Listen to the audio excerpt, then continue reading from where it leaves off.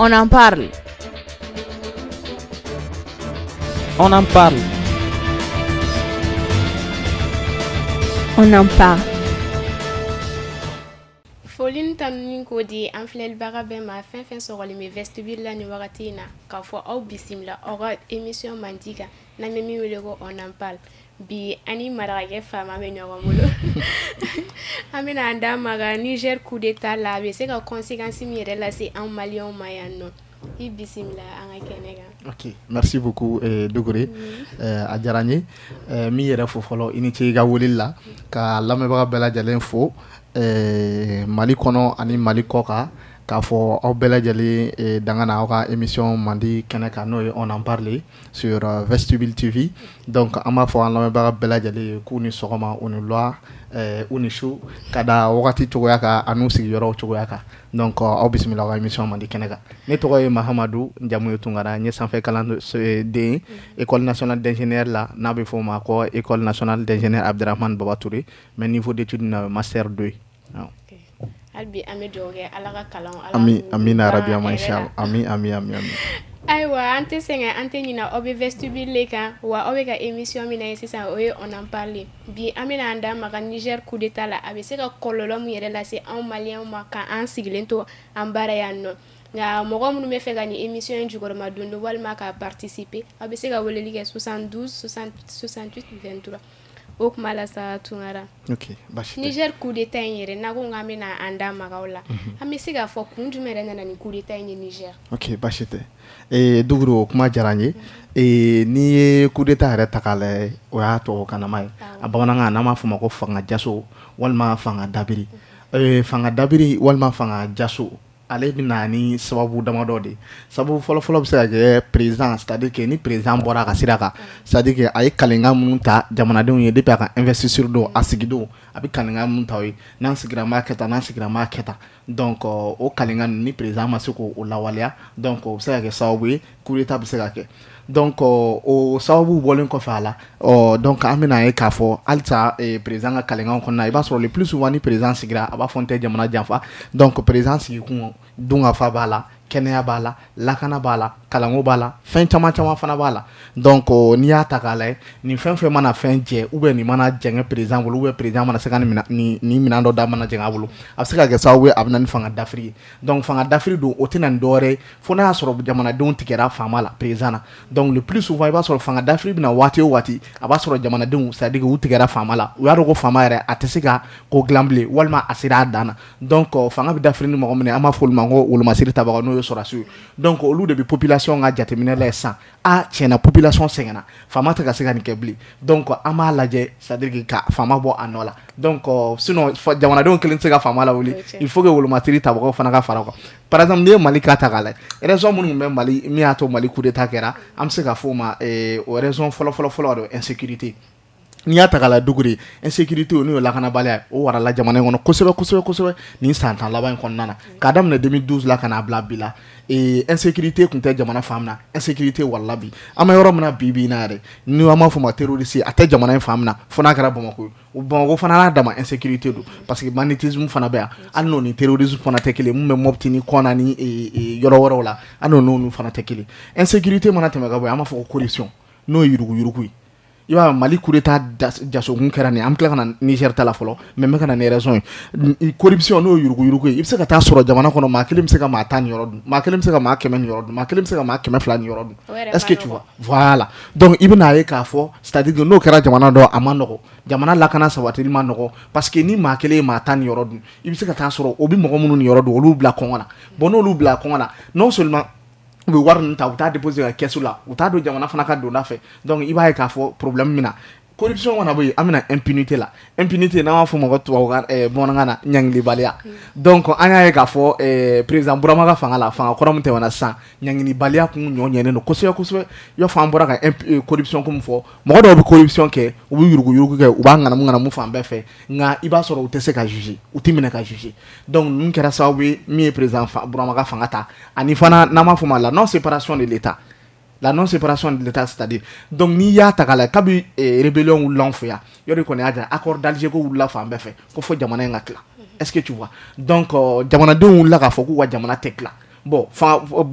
président Bouramadou a commencé ka chef d'abord la o ko ina donc nous kɛra raison ye ka to min y'a to jamanadenw ye président Bourama wulila k'u ka destin ta mais ka fara an m'a fɔ an ka activiste ba yɛrɛ n'o ye Arasibachi ale ye lutte min kɛ c'est-à-dire que fanga Bourama pour que fanga Bourama ka fɛn ka dabi donc n'an b'a fɔ o ma o waati i yɛrɛ hakili b'a la bɔ t'a bila o waati kɛra jamana in kɔnɔ bɔ b'a bila est-ce que tu vois donc an bɛ se k'a fɔ o lutte in fana o kɛra éveil de conscience ba ye maliyɛnw ma pour que u ka destin ta mɛn donc nin fɛn damadɔ de nana fara ɲɔgɔn kan comme bamananw yɛrɛ b'a fɔ cogo min na ba degunnen a bɛ kini kɛ est-ce que tu vois donc n y'a to c'est-à-dire que Bourama ka fanga binna maintenant an bɛna Niger la sisan min ye ko kolomayɔrɔ n'i y'a ta k'a lajɛ nin fɛn damadɔ min m'an fɔ yen n'o ye insécurité n'o ye corruption ye o ɲɔgɔn fana ɲɛnen kun Niger kosɛbɛ est-ce que tu vois donc an bɛ se k'a fɔ Niger ka ni Mali ka a bɛɛ ka kelen a bɛɛ ka suguya kelen est-ce que tu vois notamment l'insécurité n'o ye terrorisme ye o kun waralen no Niger kosɛbɛ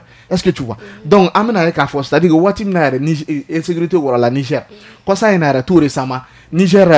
c'est-à-dire quoi chef d'état-major dɔ bɛ n'an b'a fɔ o ma ko Martinibu ale wulila ka na Mali la c'est-à-dire que a nana ka na k'a ni Mali autorité n'o y'an ka autorité de la tradition ye u ka kuma ɲɔgɔnya kɛ yalasa sécurité bɛ se ka basigi Niger sécurité bɛ se ka ɲɛ Niger cogo min na donc an nana mun ye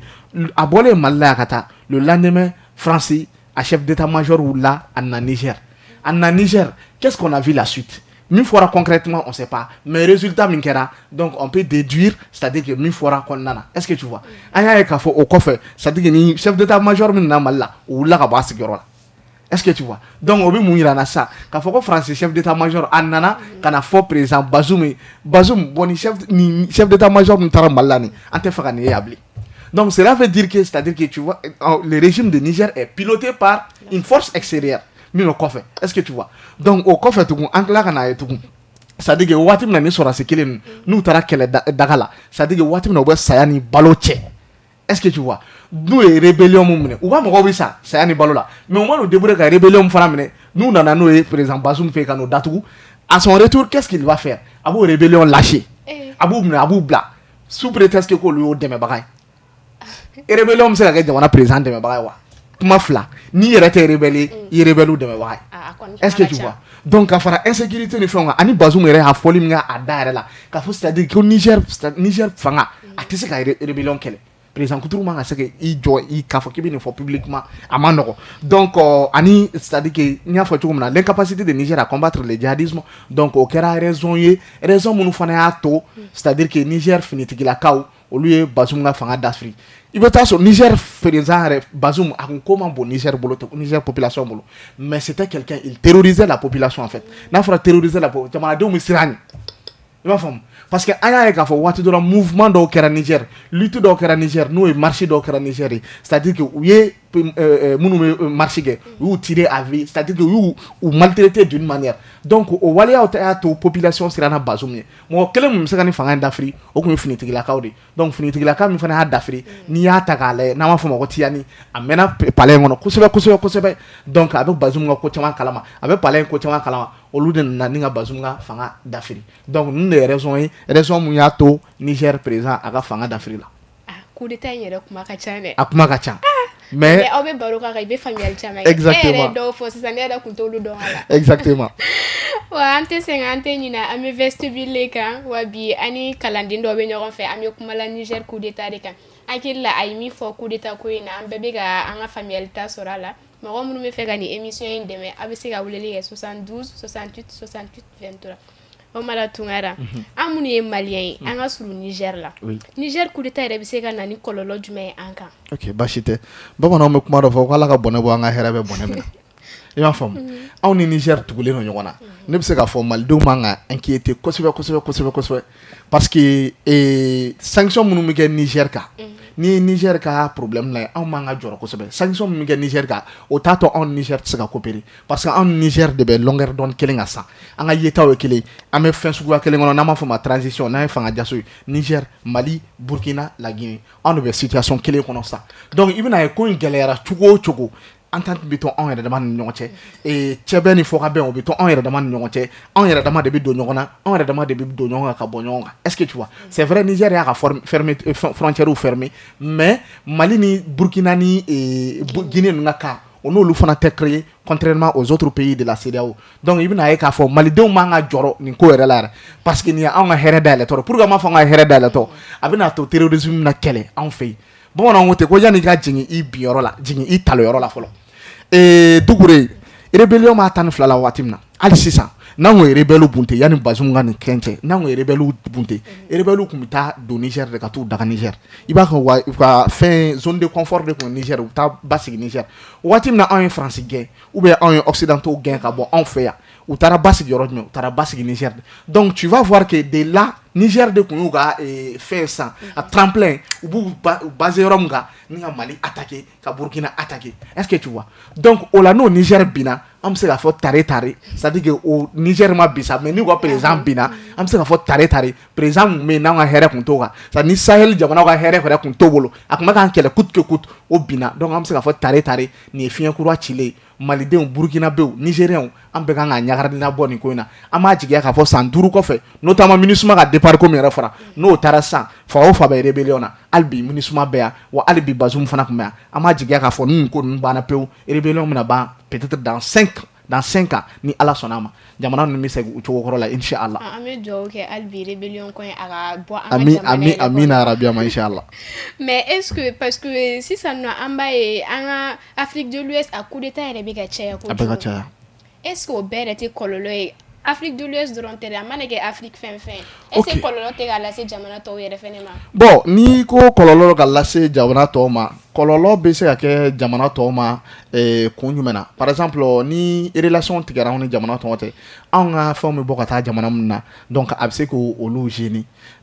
maintenant sanction minnu fana bɛ kan sanction minnu kan kan a b'a to o jamana wɛrɛw olu ka fɛnw fana tɛ se ka na anw fɛ yen donc o bɛ se ka kɛ kɔlɔlɔ o jamanaw ma par exemple n'i ye Mali ka ta k'a lajɛ yɔrɔ n y'a f'i ye Alassane Dramane Ouattara a kun y'a ka frontière datugu an ka imam dɔ yɛrɛ kun bɛ yen fo ko aw ka logo na to la bolo o kɛra tension ba ye Mali ni Ivoire cɛ est-ce que tu vois donc maintenant a kɔlɔlɔ ninnu y'o yɔrɔ de parce que kɔlɔlɔ bɛ jouer jamana kan économiquement non seulement jamana min ye coup d'état kɛ o dɔrɔn tɛ dɛ kɔlɔlɔ bɛ jouer jamana wɛrɛw kan économiquement est-ce que tu vois exactement on mena aux questions posées est-ce que coup d'état in tɛ na ni impact économique ye ok impact économique b'a la a bɛ na ni impact économique ye mais a bɛ jamana min kɔnɔna na jamana coup d'état kɛra jamana min yɛrɛ kɔnɔ impact économique na c'est sûr n'i ye Mali ta k'a lajɛ an ka coup d'état kɛlen impact économique nana mais a y'a mun kɛ a y'a to c'est-à-dire que jamanadenw y'u ka destin ta ba la jamanadenw yɛrɛ tun b'a dɔn k'u tɛ se ka fɛn o fɛn kɛ u y'o kɛ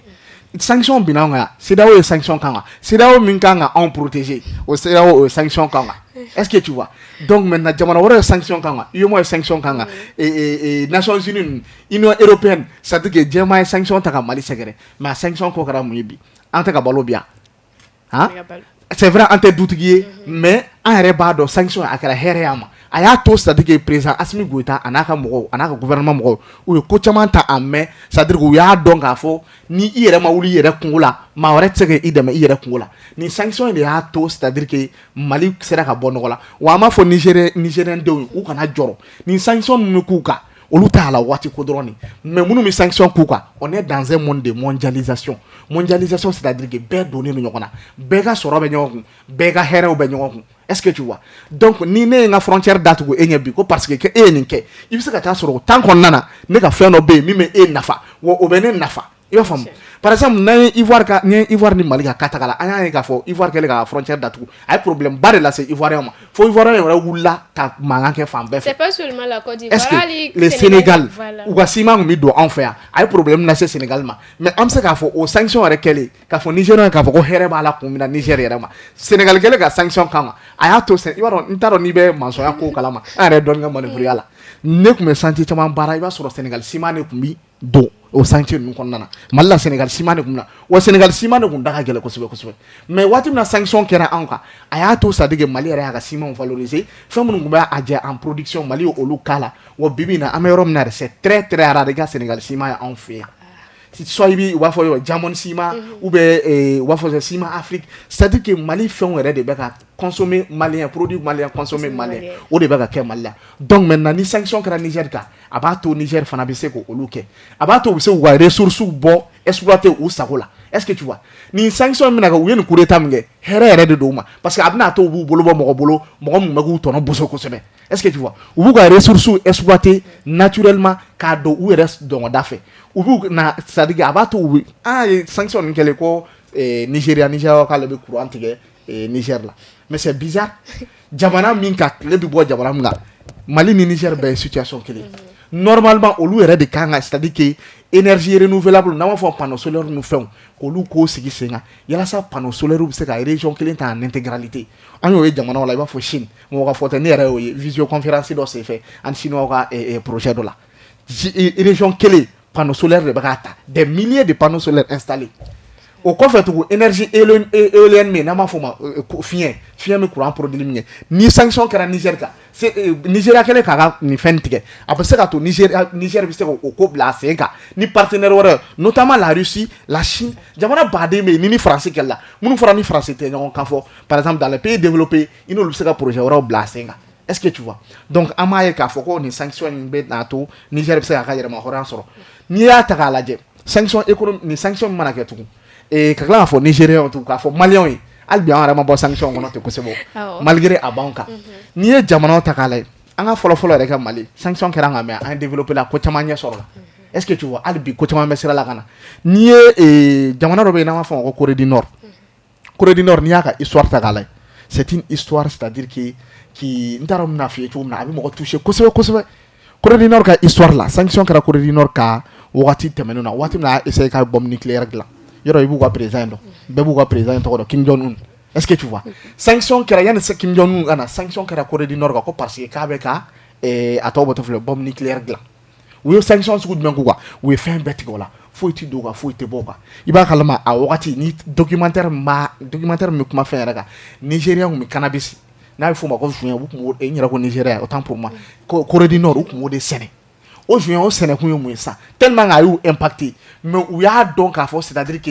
bɔnɛ min bɛ maa ni ka hɛrɛ cɛ n'i ma don o bɔnɛ na i t'i ka hɛrɛ sɔrɔ u ye cannabis in sɛgɛn u tun bɛ cannabis ɲɛmu u tun b'a kɛ valise diplomatique de kɔnɔ ka bɔ n'a ye puisque olu tɛ contrôler ka taa feere à l'extérieur du pays ka n'a ye pour que k'a wari don u ka jamana kɔnɔna na an y'a ye k'a fɔ quelques années organisation humanitaire bɛɛ taar'i yɛrɛ sɔrɔ Corée du Nord o kɛra yanni Corée du Nord k'a développer mais Corée du Nord m'a ta bila dɛ a y'i cɛsiri est-ce que tu vois o kɔfɛ u nana enquête kɛ parce que occidentaux ninnu ye mɔgɔ min ye n'u y'a ye fɛn dɔ bɛ u bolo min bɛ diɲɛ siraw ɲɛ ni e wulila k'e b'o ɲɔgɔnna kɛ u b'a essayer k'u b'i combattre ça c'est clair et net est-ce que tu vois Corée y'a banba malgré que sanction b'a ta ka na k'a ka bombe nucléaire dilan bi mais bi in na an t'a fɔ Corée hali ni an t'a fɔ ko Corée bɛ se Amérique la mais a bɛ Amérique si a ɲɛna dɛ est-ce que tu vois donc k'a fɔ Nigériens k'a fɔ ko hali bi u k'u banba k'a fɔ Maliens ye k'u banba k'a fɔ Burkinabé ye k'u banba ni sanction ninnu bɛna ni hɛrɛ de a b'a to an yɛrɛ b'an ka destin ta en main ka ko caman k'an yɛrɛ ka partenaire wɛrɛw sɔrɔ minnu tɛ an tɔnɔ boso intégralement n'an n'olu bɛ se ka ko kɛ partenariat kɛ gagnant-gagnant voilà. Tiens là. Mais est-ce que ni conflit mais Sahel là actuellement, est-ce que conséquence t'as là sur le développement même? Ok, problème t'as là ni Sahel conflit t'as là. Conséquence pas là sur le développement. Sahel conflit est là sur notre développement pour impacter notre développement. Il y a femme. Quel est yoro il va sur le développement be ralenti. Misalia là, ni Russie ni Ukraine na ko t'as là. Non seulement ce sont des choses qui sont pilotées par l'extérieur, par les Occidentaux, mais à quelqu'un pour que la Russie déstabiliser, ou tester c'est-à-dire que la force militaire est femme ça. Parce que ni guerre d'âme et le war boka do marama là pour combattre les ennemis. Au wati me wo war mun boka do marama fena. Il va se retrouver à ko chamanye au wati là. Donc am se ka fo Sahel problème mais Sahel kono, ce sont des problèmes qui sont pilotés depuis l'extérieur. A d'abord no akamade pour que la Sahel déstabiliser pour que quand les ressources bon parce que n'y a jamais Sahel là tchenche fuka obe zone sahélienne ou rebe alni tchenche mancha oronna ce sont des zones qui regorgent beaucoup de ressources naturelles pétrole ou là et uranium ou là fin chama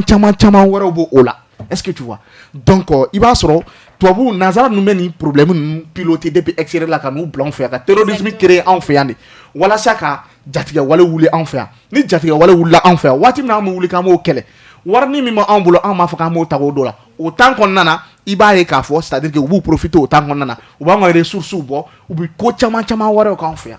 l'exemple frappant ne atakale maliga problème yere là est-ce que tu vois waati min na MINUSMA nana k'a bɛna anw dɛmɛ MINUSMA nana anw dɛmɛ i bɛɛ b'a kalama kɛlɛ selen waati da MINUSMA nana anw dɛmɛ o y'a sɔrɔ kɛlɛ nana kɔna a waati yɛrɛ c'est-à-dire que jatigɛ wale bonyana kosɛbɛ fo waati dɔ yɛrɛ kana an ko kɛ est-ce que rébellion tɛna Bamakɔ wa MINUSMA nana min kɛ u ni Mali sɔrɔsiw jɛra ka fara ɲɔgɔn kan u ye rébellion poussé ka taa u selen fɔ aux environs de Kidal qu'est-ce que la MINUSMA a fait MINUSMA nana zone dɔw c'est-à-dire que rayon dɔ ci k'a fɔ ni mɔgɔ min donna ni Mali sɔrɔsiw min donna nin rayon kɔnɔ c'est-à-dire qu'à quelques kilomètres ils vont te tirer à vie dunan ka na e fɛ yen jatigi fɛ yen ka tila ka jatigi ka dutigiya minɛ o kɛra an n'olu ta ye qu'est-ce que u bɛ mun sous-entend anw ye u bɛ zone minnu tigɛ anw na zone dɔw tun bɛ yen c'est-à-dire que se tun tɛ se ka k'a kɔnɔna na qu'est-ce qu'ils font dans ces zones radar t'an bolo minnu b'a to an tun bɛ se k'o ko ninnu dɔn c'est-à-dire que foyi tun t'an bolo min b'a to an bɛ se k'o ko ninnu dɔn jatigɛ wale kɔni tun bɛ zone na centre la ka yɛlɛ nord la mais mun bɛ kɛ nord la on n'en savait absolument rien ninnu dun ye mɔgɔ min ye c'est-à-dire que u tɛ ko k'u kunfɛ ils sont très malins u tɛ ko k'u kunfɛ ten n'u ye ka jatigɛ wale papa k'a su yɔrɔ o yɔrɔ la i b'a sɔrɔ u ka sɔrɔ dɔ de bɛ yen est-ce que tu vois donc an bɛ se k'a fɔ c'est-à-dire que nin conflit c'est un problème pour le Sahel a dabɔra Sahel problème yɛrɛ de kama conflit ninnu dabɔkun ye ka Sahel déstabiliser yɛrɛ de pour que an tɔnɔ ka se ka bɔso ka ɲɛ an ka ressources ka bɔso ka ɲɛ mais imagine un réseau sanfɛ concernant k'a fɔ c'est-à-dire que imagine Niger fait partie des 5 pays qui c'est-à-dire que minnu bɛ uranium produit uranium bɛ don dans la construction et puis dans la fourniture d'énergie minnu bɛ courant dilan mais au même temps ka tila k'a fɔ ko Nigeria b'a fɔ n'ale b'a ka courant tigɛ Niger la or Niger est 5e producteur mondial est-ce que tu vois ka tila k'a ye France de b'o fɛn exploiter ka taa ni o ye extérieur la ka taa France kelen c'est-à-dire qu'il fait partie des 5 puissances militaires au monde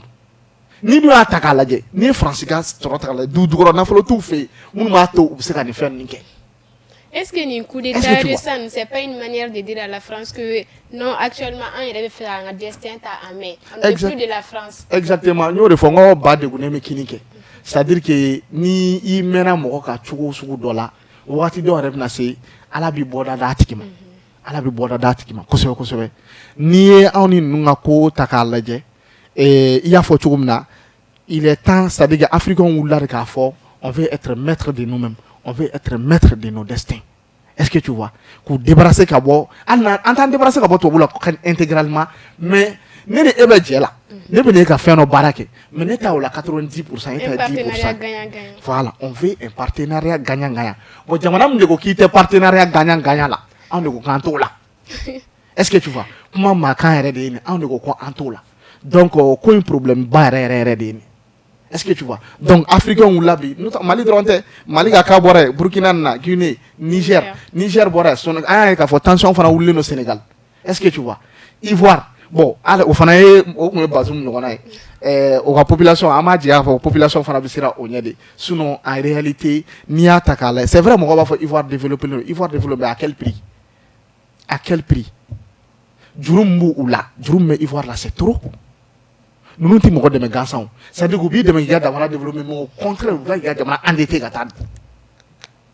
Est-ce que tu vois? Donc, Farafina, vous voulez nos billes, nous coup d'état pour nous t'adorer, à part Iraka, faut que Farafina, vous voulez nos billes, à faire un destin à main. Les jeunes panafricanistes sont prêts, vous faites Farafina Bonorla, vous faites Farafina, car là, elle est cassée, faut continuer à tomber sur même, car c'est faux au niveau là.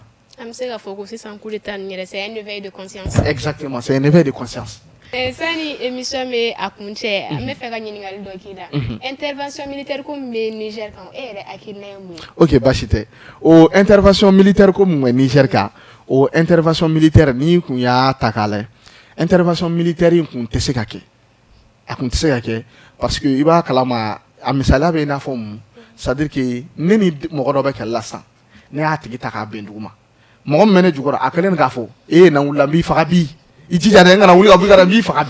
que c'est une manière, c'est-à-dire de te faire peur, qu'à craindre bla là, voilà ça, il sait qu'aller bla, ni à bla l'on ou la faire ima. Intervention militaire c'est là où tu sais intervention militaire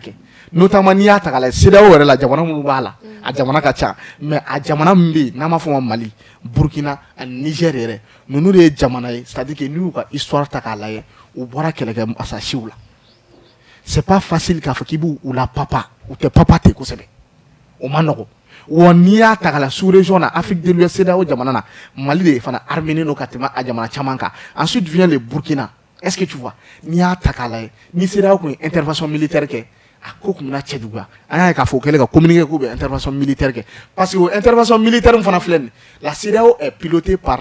les forces extérieures o ma dogo machila mo de bu kofe. Est-ce que tu vois? Sinon CEDEAO c'est ka fa ka intervention militaire ka c'était exactement. Est-ce que tu vois? Donc puisque Mali ni Burkina ou jor là non intervenant fana be intervenir ou dum ba do Mali ni Mali ko ka ben ko ke abake parce que nya fiye chogumna Niger ka tonu numbolo bi o daga di auna o daga di Niger la o daga di Burkina na. Est-ce que tu vois? Donc vu que Mali et Burkina sont impliqués dans quelle condamna Algérie fana a force, c'est-à-dire que lui il veut, c'est-à-dire que le retour à l'ordre constitutionnel allait tout quoi intervention militaire fait Mauritanie fana a contredit Guinée fana ko ka l'état là donc on nana ka force, c'est-à-dire que ou ben aminke a beninte chogosila a donné cette chose là. Sinon, le texte qui est pas c'est là texte la non-agression entre les États membres. Au lieu de dire qu'il y a une intervention militaire que Niger. Ça c'est agresser Niger qui est contraire à leur texte. Est-ce que tu vois? Il y a nous faut c'est-à-dire qu'on a Bazoum là c'est intervention militaire là. Comme il y a tout Bazoum bina. Mais mon faut Bazoum ko Bazoum na ok.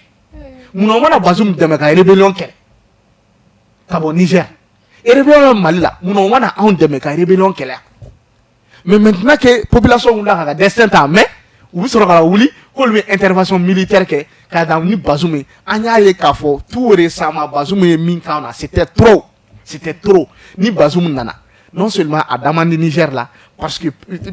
militaire mumbe wallahi o kuna jale o ka so suna abu befa wa population fana e ka fanga jaso gana ne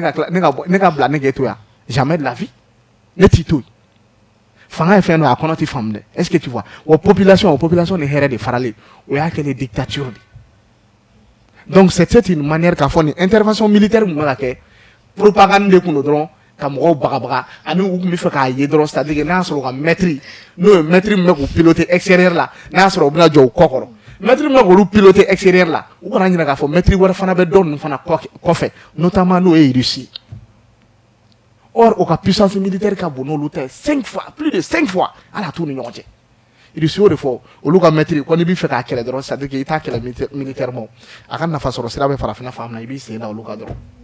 Est-ce que tu vois? Donc, avait affaibli. Donc, nous avons une propagande drone, c'était presque impossible. Tu vois, le ordre de l'homme, au coffre, au glas, au don au glas, bon communiquer, car faut pratique par la ta, à d'autres amas de l'dit moment, au béo coré, n'a pas bac, ayake. C'est mon nom, nous de fallait sur. Est-ce que tu vois? Moi, je suis au drone. Angela, Aïcha, ma famille, bi, angani barunika. Mais tu as raison à émission redatu. Magal laban de mi bolo hanya chez Nigeria. Ok. Et ne veux magal laban mi adresser Nigérian au peuple frère du Niger. Albi ou gato ka tenitigi nuko. Ou gato tenitigi nuko. Ou ko deme albi. Mi misa toujours mi misa lata Mali de ka. Asimi même madjan fait la bi. Mali on est do. On est ya yira kambe asimi fait. Wati na wula nu ga sanction illégale. On est ya yira kambe asimi fait. Au lieu de c'est-à-dire retour à l'ordre constitutionnel qu'on a une démocratie fanga mon démocratie qu'on de quoi c'est-à-dire que jama jefanga ambe jaraka mamisi ima fam nous coup d'état que nous kera jamana feladi jamana de ko ambe nous fait wo be ton kuna o de yato c'est-à-dire que nous desera parce que ou ba don ou teseka en quel fiu malgré que na so peuple be coup d'état que là nous ko na so peuple be sur la sur nous. Est-ce que tu vois? Donc maintenant, on a fait une humain sort, on est capable de faire. Il va on a nous influenceur, on a nous activiste, nous propagande que car jamanadon clac. Une fois que on appelle la politique divisée pour mieux régner, une fois que jamanadon hakna fo nyongo dron, obinani c'est-à-dire que alibi ou folibi amna ni fo nyongo yai, obi alibi do luma kafo, vraiment jamanadon ten président fait. Alors, force internationale me lu se ka wuli kana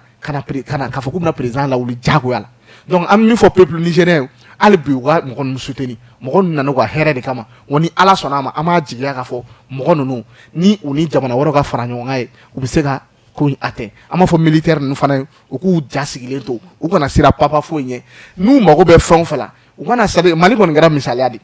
an embargo au Nigeria en crise au Nigeria, c'est-à-dire qu'à chaque fois qu'ils ont des problèmes, ça c'est pas quelque chose qui veut dire qu'on va maîtriser, non. Mais moi, espérance me fait gagner, tu dois prendre des conseils auprès de cette personne.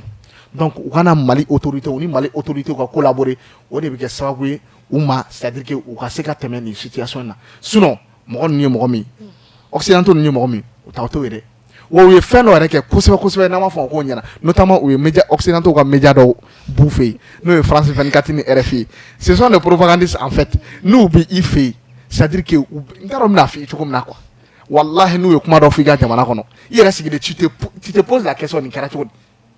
il y avait un moment donné même coup d'état waati la Niger u kun ye mun fɔ u ko non Bazoum ma minɛ fɔlɔ a dossier a bossé kirikarakiri Bazoum bɛ ta donc i b'a sɔrɔ o waati la a b'i problème semer peuple dusukun na u b'a fɔ cɛ Bazoum ma minɛ fɔlɔ dɛ est ce que an tɛ bɔ sɔrɔdasi ninnu kɔ k'a sɔrɔ o waati de kɔnɔna na o b'a sɔrɔ cɛ minɛnen ka a kari o yɛrɛ de est ce que tu vois donc u b'o ko nin kɛ ka éveil k'a fɔ k'u bɛ jamanadenw namuruti donc k'a fɔ peuple nigérien ye dɔrɔn u ka to Niger kɔ u ka to fanga sɔrɔdasi ninnu kɔ k'a fɔ sɔrɔdasi ninnu fana ye u ni Mali sɔrɔdasiw ani Burkina sɔrɔdasiw ani c'est à dire que jamana wɛrɛ puissance wɛrɛ minnu bɛ yen n'olu bɛ tilennenya fɛ u n'olu ka baara kɛ ɲɔgɔn fɛ donc min wele ma dangan kɛ Nigérien k'a fɔ anw ni olu Niger ani Burkina an bɛɛ de bɛ fa la an bɛɛ de bɛ ba la nous sommes liés par les mêmes histoires voilà. Ayiwa ni ne kɔni bɛ dan sigi bi an ka nin émission in na an hakili la aw bɛɛ i ka tɔmɔta sɔrɔ nin coup d'état ko in na wa an ye caman yɛrɛ faamuya avec Tunkara donc an bɛ a fɔ aw ye aw k'an bɛn a ɲɔgɔnna wɛrɛ ma. On en parle. On en parle. On en parle.